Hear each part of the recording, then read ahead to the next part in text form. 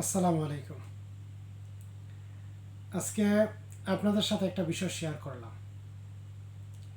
বিষয়টা আপনাদের সাথে ঘটেছে কিনা, আপনাদের কারোর সাথে এমনটা ঘটেছে কিনা, বা আপনাদের চোখের সামনে এরকম কোনো ঘটনা ঘটেছে কিনা একটু জানাবেন প্লিজ কমেন্টে। যাই হোক, বিষয়টা হইল যে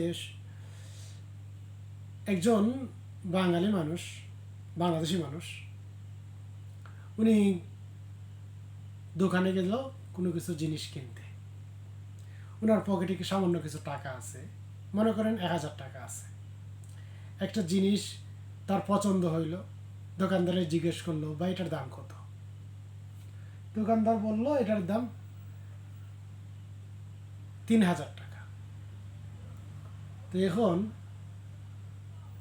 লোকটার পকেটে আছে 1000 টাকা, দোকানদার বলছে 3000 টাকা। ওইটা তো আর বার্গেটিং, দাম নিয়ে বার্গেটিং করার তো কোনো মানে হয় না।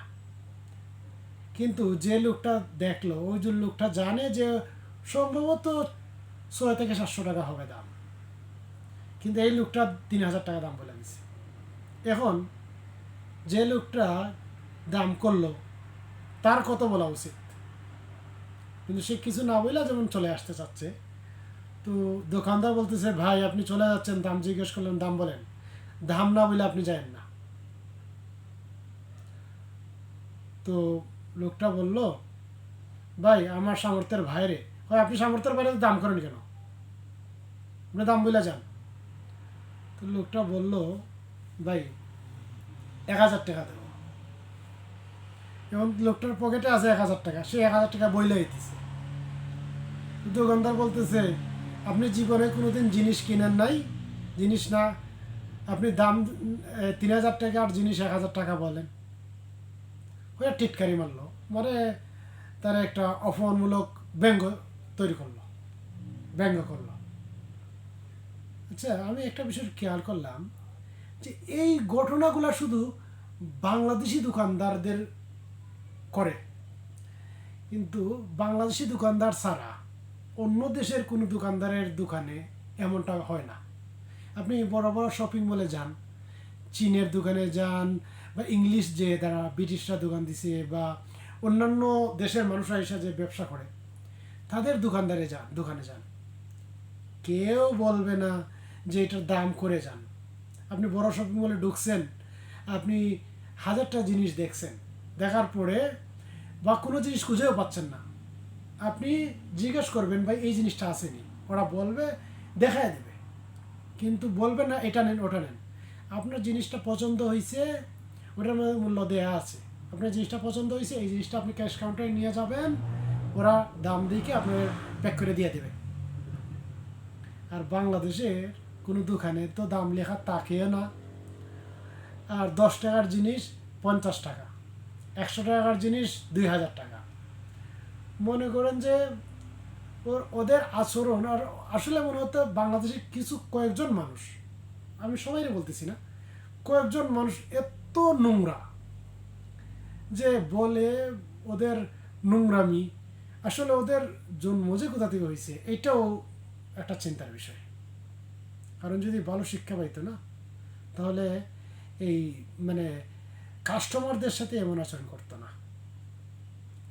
যে বাংলাদেশে একটা বড় শপিং, এই কি বলে, একটা দোকানে আগুন পড়ে গেছিল, আগুন ধরে জ্বলে গেছিল না, মনে করেন যে কি একটা মার্কেট, আমি মনে নাই, অনেক দিন আগে, মনে বছর 1.5 বছর আগে মনে হয় মার্কেটটা জ্বলে গেছিল, বা 2 বছর আগের কথা। দোকানটা জ্বলে গেছে, বড় মার্কেট, এখানে নাকি পাইকারি ধরে মাল পাওয়া যেত। তো ওইখানে মানুষ, পথচারীরা হেঁটে যাচ্ছে, রাস্তায় একদম কাপড় জুতা সব ফেলে দেওয়া।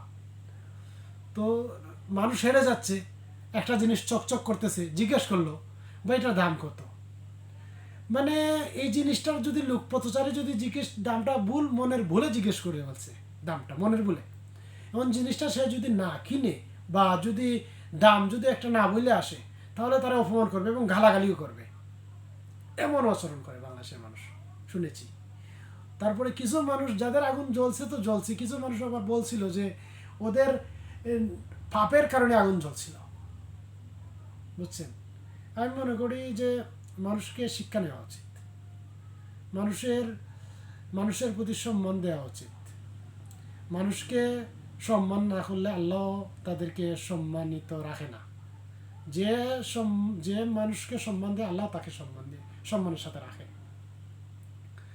তুমি 10 টাকার জিনিস 500 টাকার দাম করবা, একজন কাস্টমারে তুমি ঠকাইছো, তার মানে এই না যে তুমি বুদ্ধিমান।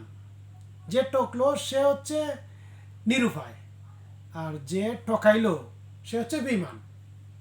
তখন আপনি যে সাধারণ মানুষকে ঠকাইতেছেন, আর একজন দুর্বল মানুষ পাইলে তারে একদম আপনি পকেট খালি করে দিয়ে দিচ্ছেন, এইটারও জবাব আপনাকে দিতে হবে। তো সুতরাং প্রত্যেকটা মানুষকে নিজ দায়িত্বে ভালো হওয়াটা উচিত। বিবেক থাকতে আদালতের দরকার নাই। আর আমি মনে করি এইসব যদি অপরাধের বা হিসাবে ধরা হতো, তাহলে আইনি কোনো ব্যবস্থা নেওয়া যেত। ঠিক আছে, এসব যেহেতু আইনের হাতে ধরা, আইনের আন্ডারে আসে না, সেহেতু এটা অপরাধ হিসাবে আইনেও শাস্তি দেওয়া যাচ্ছে না। আমি মনে করি যে অন্য দেশের মানুষের আচার আচরণ দেখে, তাদের দোকানের ব্যবসা কেমন চলে, সেই ব্যবসার সিস্টেম দেখেও কিছু ব্যবসার সিস্টেম শেখা উচিত। কাস্টমারদের সাথে সুন্দর আচরণ করা শেখা উচিত। আরে কিছু না পারলে বাংলাদেশের গ্রামীণ অফিসে যাও না, একদম রিক্সাওয়ালা ঢুকলেও তারা স্যার বলে ডাকে, স্যার আসসালামু আলাইকুম। গ্রামীণ অফিসে যাও।